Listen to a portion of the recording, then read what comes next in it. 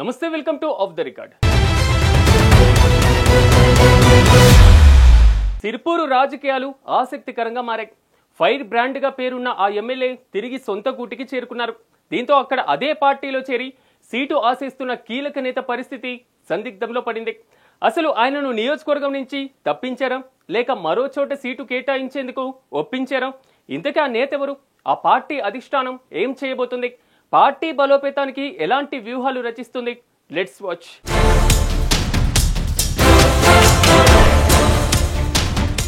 సిర్పూర్ మాజీ ఎమ్మెల్యే కోనేరు కోనప్ప వ్యవహారం hot topic గా మారింది. తాజాగా ఆయన బీఆర్ఎస్ లోకి రీ ఎంట్రీ ఇవ్వడంతో సిర్పూర్ రాజకీయాలు హాట్ పెంచాయి. సరిగ్గా ఏడాది క్రితం కోనప్ప కారు దిగి హస్తానికి షేక్ హ్యాండ్ ఇచ్చారు. తన ఓటమి కోసం పలువురు పనిచేశారని ఆరోపిస్తూ గతంలో బీఆర్ఎస్ ను వదిలి సీఎం రేవంత్ సమక్షంలో కాంగ్రెస్ కండువా కప్పుకున్నారు. తాజాగా మళ్లీ సొంత గూటికి చేరారు. దీంతో సిర్పూర్ రాజకీయ సమీకరణాలు మారాయి.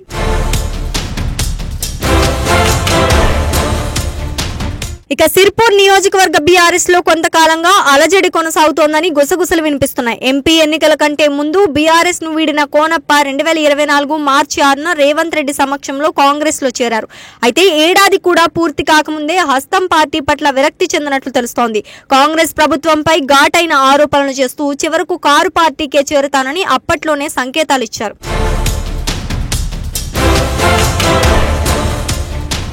అయితే అప్పట్లో గులాబీ పార్టీని వీడిన కోనప్పకు కాంగ్రెస్ లో సరైన ప్రాధాన్యత లేకుండా పోయిందని ఆయన వాపోయారట. దీంతో పార్టీలోని కొంతమంది నేతల వ్యవహార శైలి నచ్చక దూరమయ్యారని స్వయంగా కోనప్పే ప్రకటించారు.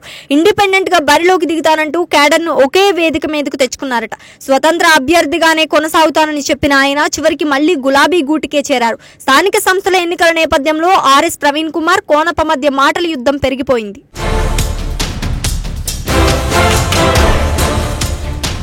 ఇక కోనప్ప ప్రవీణ్ కుమార్ ను వ్యతిరేకించిన ఏనాడు బీఆర్ఎస్ అధిష్టానం ఏమీ స్పందించలేదట. ఇలాంటి పరిణామాలతో ఎక్కడో తేడా కొనసాగుతుందని భావించిన ఆర్ఎస్పీ పార్టీలోకి కోనప్పను రానివ్వనని తేల్చే చెప్పేశారని టాక్. తాను ఇక్కడే ఉంటా, ఇక్కడి నుంచే పోటీ చేస్తానంటూ కార్యకర్తలకు ఆర్ఎస్పీ బల్లగుద్ది చెప్పారంట. కోనప్ప రీ ఎంట్రీ ఇస్తే ఆర్ఎస్ ప్రవీణ్ కుమార్ ను అచ్చంపేటకు పంపిస్తారని గుసగుసలు కూడా వినిపిస్తున్నాయి. దీంతో ఆర్ఎస్పీ అనుచరుల్లో ఆందోళన మొదలైందని టాక్. ఈ నేపథ్యంలోనే సిర్పూర్ ను వదిలిపెట్టబోమని ఆర్ఎస్పీ ఖరాఖండిగా కార్యకర్తలకు స్పష్టం చేశారంట.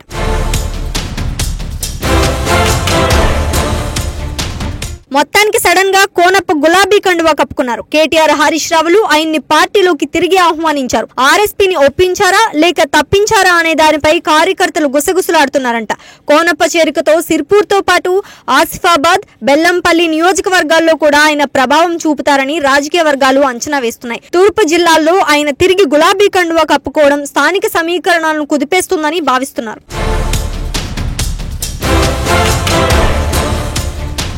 ఉమ్మడి ఆదిలాబాద్ జిల్లాలో ఫైర్ బ్రాండ్ గా పేరున్న కోనప్ప ఆంధ్ర వలసవాది అన్న ముద్ర ఉంది. అయినప్పటికీ అభిమానులు మాత్రం బలంగానే ఉన్నారు. మాజీ మంత్రి ఇంద్రకరణ్ రెడ్డి శిష్యుడిగా కూడా కోనప్పకు మంచి ఇమేజ్ ఉంది. గత కొద్ది రోజులుగా ఆయన కాంగ్రెస్ పార్టీని వీడతారనే ప్రచారం జరుగుతుండగా గులాబీలో చేరి హస్తం పార్టీకి షాక్ ఇచ్చారు. గత అసెంబ్లీ ఎన్నికల్లో బీఆర్ఎస్ పార్టీ నుంచే కోనప్ప పోటీ చేశారు. అదే నియోజకవర్గంలో బీఎస్సీ అభ్యర్థిగా ఆర్ఎస్ ప్రవీణ్ కుమార్ బరిలోకి దిగారు. దీంతో కోనప్ప 3000 ఓట్ల తేడాతో ఓడిపోయారు. ఇక్కడ బీజేపీ అభ్యర్థి పాల్వాయి హరీష్ బాబు విజయం సాధించారు.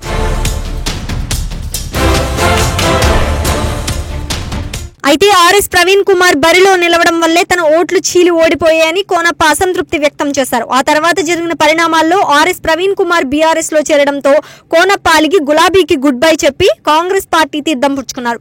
గత కొద్ది రోజులుగా కాంగ్రెస్ పార్టీలోనూ ఆయన తిరుగుబాటు బావుటా ఎగరవేస్తూ వచ్చారు.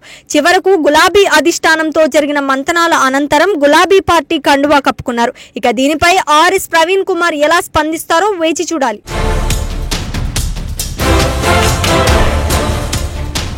ఇక బహుజన సమాజ్ పార్టీ రాష్ట్ర అధ్యక్షుడిగా ఉన్న ఆర్ఎస్ ప్రవీణ్ కుమార్ గత ఎన్నికల్లో ఇక్కడే పోటీ చేశారు. ఓటమి తర్వాత బీఆర్ఎస్ లో చేరారు.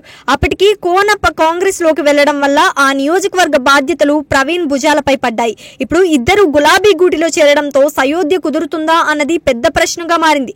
ఈ నేపథ్యంలో పార్టీ అధిష్టానం ఎలాంటి చర్యలు తీసుకుంటుందో వేచి చూడాలి. రెండు ఫైర్ బ్రాండ్లను కలిపి నడిపిస్తారా లేక వేరే వ్యూహం అవలంబిస్తారా అనేది రాబోయే రోజుల్లో తేలనుంది. ఇక కోనప్ప, ఆర్ఎస్పీ ఇద్దరు ఒకే గూటిలో ఉంటే సిర్పూర్ రాజకీయాలు ఎటు దారి తీస్తాయనేది ఆసక్తిగా మారింది.